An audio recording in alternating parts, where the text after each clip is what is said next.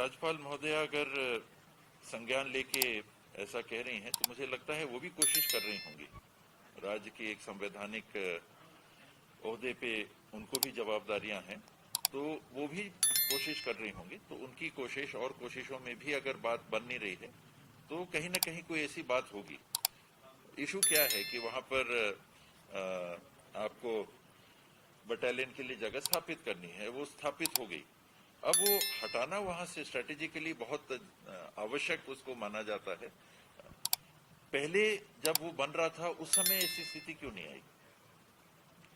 मान लीजिए कि विरोध ही करना था, हम विरोध उस समय करते जब बटालियन का काम वहां घेराबंदी चालू हो रही होगी, कुछ इंफ्रास्ट्रक्चर बनना चालू हो रहा है, तो भी एक बात आती। अब बन गया और बटालियन को वहां पर पहुंचने की बात आ गई, फिर अगर विरोध होगा तो मुझे लगता है कि उसमें फिर शासन को भी किसी भी स्तर पे दिक्कत फिर रहती है। नहीं बना हो तो बातचीत का रास्ता खुला रहता है। तो जिनको मान लीजिए गांव वालों को ही आपत्ति थी या जिन लोगों को भी आपत्ति थी, आज गांव वाले सामने दिख रहे हैं, ये बात पहले आती तो ऐसी स्थिति नहीं बनती कि भाई बात नहीं हुई, ये नहीं हुआ, तो बन नहीं दिया गया। कैंप बन गया, कैंप शिफ्ट होने को हुआ, शिफ्ट हो गया।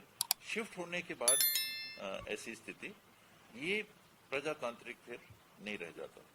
जिम्मेदारी से अगर किसी भी बात की चर्चा करनी हो तो ठीक है, जल जंगल जमीन का भी इशू हो सकता है, गांव वालों की सहमति का भी इशू हो सकता है, पर वो इशू चालू होना चाहिए था पहले दिन से, जिस दिन वहां काम चालू हो रहा था। इसलिए ऐसा लगता है कि कहीं ना कहीं से ऐसा तो नहीं कि ये माहौल बनाया जा रहा है या बनाया गया। दिन नए प्रकार की दवाइयां मार्केट में अब उपलब्ध होती चली जा रही हैं। कोरोना के भी ट्रीटमेंट के लिए मोनोक्लोनल कॉकटेल, जो एंटीबायोटिक्स का कॉकटेल एक बन के आ रहा है, वो भी मार्केट में आने लगा है। तो